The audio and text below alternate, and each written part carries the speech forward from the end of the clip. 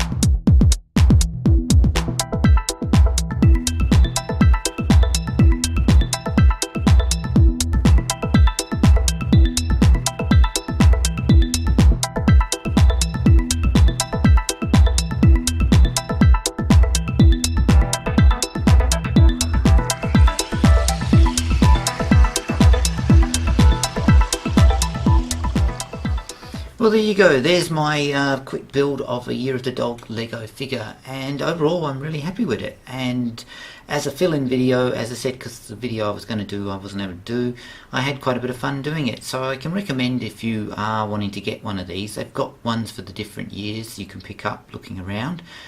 Being that this is the Year of the Dog, this is an easier one to get, but overall they're pretty neat. Anyway, as always, thanks for watching and please subscribe to my channel.